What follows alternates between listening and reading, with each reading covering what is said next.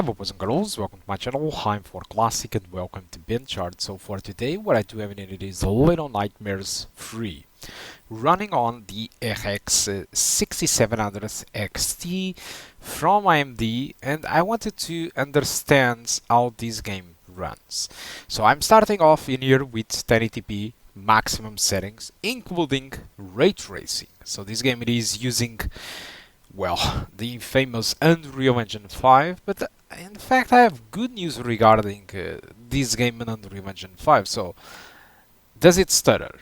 Yeah, of course, it does stutter, but not very aggressively. So we have the typical traversal stutter that does happen from time to time. Every time you get to a new room or stuff like that, there are the traversal stuttering. There is a shader pre-compilation step the first time you enter the game, although it doesn't really compile, unfortunately, all the shaders, all the PSOs, which means that there will be moments every time you do a new action, like every time the first time you shoot a bow or something like that, you can notice a stutter. That does happen. That when you are going to do that for the second time, it's not going to happen again. So for all these tests and settings that I've been through, I had resetted the shader cache, which means that I did got that stutter every time I did try out, so that the test was, you know, a better test, because it would be a little bit unfair that in my first run I would have more stutters than on like trying a different setting, which is my second run, and then that second setting wouldn't stutter. So yes, it does stutter. There is shader compilation stuttering at some points. There are some traversal stutterings, but fortunately it's not really that much. Okay, so that's the good thing. And the most impressive thing is that this game it is making use of ray tracing, and from what I've seen and felt, I'm not entirely sure about this, but it seems like they use it for global illumination. And one thing I'm 100% certain, it is used for reflections. In some occasions they are reflecting our character properly, okay, using ray tracing for that. So yeah, there is some ray tracing, but it seems to be very lightweight, although I'm not entirely sure where it's being applied. But like I was telling you, at 1080p maximum settings, as you can see in here, we are having like an experience totally above than 100 frames per second. Another thing that I've noticed with the performance is that sometimes the frame rate, the frame time graph on the MS Afterburner, it gets to very big ups and downs. It's not the first time I'm seeing these in games. Some games, this stuff it is solved by changing to borderless or full screen. It depends from game to game. For this one, I haven't really found a solution. The solution that the workaround that I did found for that, it was to lock the frame rate to something. Okay, just lock the frame rate to some target that you hit, or use VSync, assuming that you can achieve the frame rate that you are syncing into, and enjoy a very proper gameplay with a decent frame time graph, aside from, yes, the shader compilation stutters and, well, the traversal stuttering. Okay, so one interesting thing about Little Nightmares 3 is that the previous titles, the first titles, it was released and developed by Tarsier or Tarsier or Tarsier. I'm not really sure how it's actually spelled, but it's I'm going to call it Tarsier. Okay, and the Little Nightmares 2 had actually an enhanced edition, which was developed and improved by the Supermassive Games. So, in case you don't know Supermassive Games, these are the guys behind Until Dawn, very famous PlayStation exclusive that now received a kind of polemic remake slash remaster. Okay, and there are many other games that those guys have done, but essentially they do horror games. And For some reason, Little Nightmares 3, it's not developed by the Tarsier, just like the first and two titles, which was developed by them. Little Nightmares 3, it's not developed by Tarsier. It is developed by entirely by Supermassive Games, which is kind of surprising, to be honest. If it wasn't really at the intro video, I wouldn't really guess, because for all intents and purposes on this demo, I think they have done so far a pretty good job. And also regarding the game itself, there are some changes. Of course, you can play in co-op in here, you can play with a friend. Your friend can use the other character. You can choose the character that you want to play by using cooperatively. And there are moments inside this game where, like any co-op game, you need to play together and do all your strategy together so that you can win in this game. Now, the thing is, for the first time you have weapons. So this my character which I'm using have kind of a bow, and the secondary character have kind of a wrench which can use to attack opponents the same way that I can use an arrow to kill. And yeah, I think that's all that I want to talk about the game. Now, I want to show you one thing very interesting regarding this. Now, the interesting thing for me is really the requirements. So if you look to the recommended, they say that for 1080p 60 frames per second high settings, you need an RX 6800, which is obviously much superior than my GPU. So that's a little bit weird, let me tell you. I don't really understand, because there is a huge difference in performance in between 1080p high and 1080p ultra. And even at 1080p ultra, you have seen it, the game running above than 100 frames per second. So if I drop to high, my frame rate is even bigger, and I start to have bottleneck, in fact. So unless the environments does change a lot compared to this demo, I'm not seeing this game being as much demanding as they are specifying on the requirements, which is a little bit weird, okay? It's something that actually I don't understand. I think for the most part some developers don't really specify too well the requirements for the game, but what I want to say is that this game doesn't feel to be as demanding as they actually specifying on the requirements, okay? That's the thing. So let's get all this stuff out of our way, and let me just show you off my recommended settings for 1440p. And essentially what I'm using in here, it is still 1440p high settings, no upscaling, okay, that's important. And yes, I'm still using ray tracing, but instead of being ultra, it's high settings.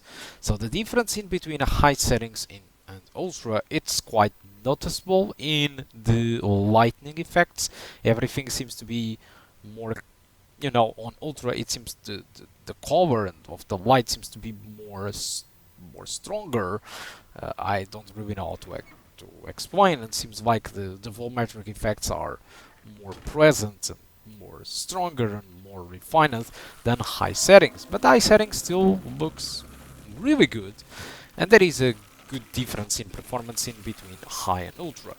So again, 1440p high settings, an experience above than 60 frames per second, okay, which is pretty good, while the system requirements specify that's, well, those requirements that you need a better GPU to achieve 1080p high settings. Again, I don't know if there are different levels with very different environments to a point that it does require much better GPU. But another thing that I want to tell you is that almost all Unreal Engine 5 titles does recommend an RX 6800. Okay, so probably they are just following what other developers that makes use of Nanite, Lumen, software ray tracing or something like that, and SVMs does specify for their games. But I mean, I don't think that you need for this game. Okay, that's the thing. So 1440p high settings does run really well above than 60 frames per second without the usage of upscaling. So that's something really surprising. Okay, but still, I can show you how the game runs on 1440p max settings, of course. And I know that I didn't show you the settings for the eye, but you have to trust me on this. So in this case, 1440p, ultra settings, and the frame rates out of the action, it is above than 60. But as soon as you get to more demanding moments that involve more volumetric lighting and more shadows, like this little moment just here at the start of the video, it can drop down to low 60s. There are other more tense moments where you can see the performance drop down to 60 or something like 59. So I'm not saying that it's not playable, it is perfectly playable like this. And if you have a FreeSync monitor, FreeSync screen, it will be a very good option if you want to play at these frame rates. Okay, so you can go with 1440p maximum settings, and that equals ray tracing. Okay, ray tracing on this game, it's, I don't know, it's undemanding, or it's being put to use very intelligently. But yeah, my recommendation, if you have a FreeSync screen, you should go with 1440p maximum settings. Okay, if you don't, you don't really notice too much of a difference of the frame rate, you can also go with the maximum settings. Although if you really want to hit those 60 frames per second stable, my recommendation it is to stick with the eye settings. Now, since the game it's very undemanding on 1080p and 1440p, of course 4K it is possible. And my recommended 4K setting it is to play at high settings, but using FSR on high. Okay, so this game doesn't really specify which FSR we are using. They only say something like low FSR, medium FSR, high FSR, ultra FSR. None of them matches the traditional names of FSR, so I don't really know if the percentages that they are using are the same. For example, if FSR Ultra is the same thing as FSR Quality, or if FSR on High is the same thing as FSR on Balanced. So it's something very confusing in here, and I did search for the config files of the game, the save files. I tried to decrypt stuff to try to find what screen percentage was being used when using FSR, but unfortunately I wasn't really able to find out. So I'm really sorry for that, but yeah. So I'm assuming just that FSR Ultra is quality, okay?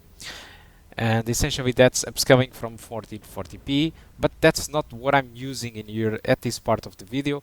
I'm using FSR on high, and FSR on high, assuming that it's equal to balanced, we are just upscaling from something in between 1080p and 1440p to 4K while using high settings. This provides an experience above than 60 frames per second, which is pretty good. Although there are some visible downgrades, like when there is a lot of objects in the scenario, you can notice a little bit of FSR noise. But yeah, that's what we have. Okay, but yeah, performance is really good at 4K high settings with FSR, so I'm not complaining. I'm just saying that it's noticeable when you are using FSR at this resolution compared to something like 4K native. Of course, it's noticeable. FSR is not perfect, but it's a very, very playable experience. Okay, and that's really surprising. Of course, as traditional on my videos, I will show you a little bit of a split of other two settings that you can use, or my recommendation, I do recommend to use, depending on your tastes, which is these two. And so the two settings that I have in here, it is on the left, we have 4K ultra settings, okay, but using FSR on its ultra mode in there, which I'm assuming that it's quality mode. So essentially you're probably upscaling from 1440p to 4K. and the experience is a mixed bag. So it's something above than 45 in demanding moments, and when cruising throughout the map you can expect an experience above 60. Again, a very good setting if you have a FreeSync screen, a variable refresh rate screen. And on the right, I think it's the choice if you want to play at 30 frames per second. Okay, it's essentially 4K, native 4K using TAA with everything maxed out. It should be a nice experience at 30 frames per second, but unfortunately on this small demo I was able to drop it to 29. So it's a little bit hard to recommend. I think if you want to play at 30 frames per second, I think you are better off while using the ultra settings with FSR quality, unblock the game to 30 and enjoy it. But that setting is also a very good setting if you want to, again, use with a FreeSync screen, or if you don't care about stable frame rates. Okay, so I think that's all that I want to talk about this Little Nightmares free demo.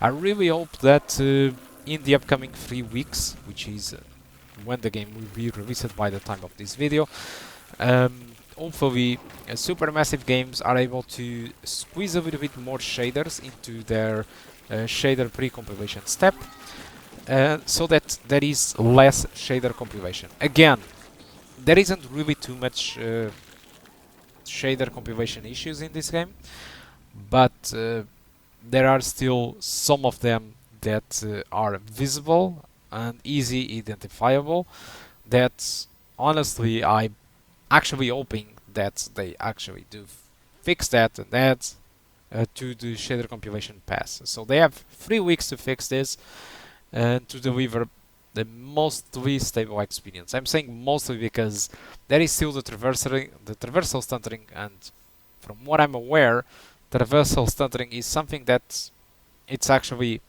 present on both PC versions and also console versions. So it's kind of an issue with Unreal Engine 5. But when it comes to shader compilation issues, that's a PC specific thing that they need to sort out. Still, this is a far cry from Borderlands 4, which is being heavily criticized by everyone out there.